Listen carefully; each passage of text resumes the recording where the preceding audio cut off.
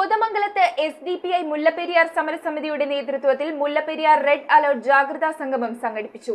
Mullaperiyar dam decommission ചെയ്യണമെന്ന ആവശ്യമുന്നയിച്ചുകൊണ്ട് നടത്തിയ ജാഗ്രതാ സംഗമം SDPI സംസ്ഥാന സെക്രട്ടറി കൃഷ്ണൻ എരഞ്ഞിക്കൽ ഉദ്ഘാടനം ചെയ്തു.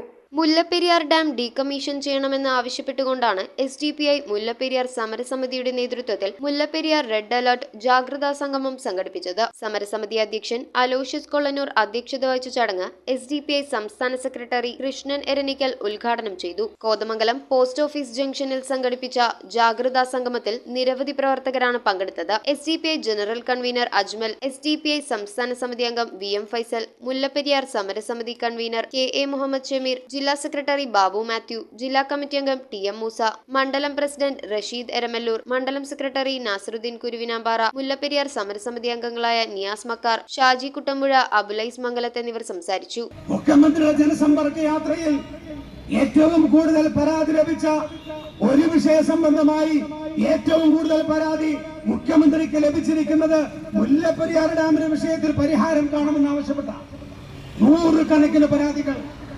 ആ പരാതികൾക്ക് മറുപടിയായി മുഖ്യമന്ത്രിയുടെ ഓഫീസിൽ നിന്ന് പരാതി കൊടുത്ത ഞാൻ ഉൾപ്പെടെയുള്ളവർക്ക് SMS-ലൂടെ വിവരം ലഭിച്ചിരിക്കുന്നത് അടുത്തുള്ള ത്രിതല പഞ്ചായത്തിലേക്ക്, ഗ്രാമപഞ്ചായത്തിലേക്ക് നിങ്ങളുടെ പ്രശ്നങ്ങൾ പരിഹരിക്കാൻ എന്താണ് ക്യാരി ഫോർവേഡ് ചെയ്തിട്ടുണ്ട് എന്ന തമാശയാണ് ലഭിച്ചുകൊണ്ടിരിക്കുന്നത്. News bureau, Kothamangalam. Wood, modular, interior, steel, sofas എന്നീ ഫർണിച്ചറുകൾ ഒറ്റ ഫാക്ടറിയിൽ ഉൽപ്പാദിപ്പിക്കുന്ന ഏക സ്ഥാപനം. ആർക്കിടെക്ചറൽ ആൻഡ് ട്രഡീഷണൽ ഡിസൈൻസ് ആവശ്യാനുസരണം നിർമ്മിച്ചു കൊടുക്കുന്നു. നിങ്ങളുടെ സ്വപ്ന ഭവനം ഒരു സ്റ്റേറ്റ് ഓഫ് ആർട്ടാക്കുവാൻ വിശ്വസ്തയോടെ എന്നും നിങ്ങളോടൊപ്പം.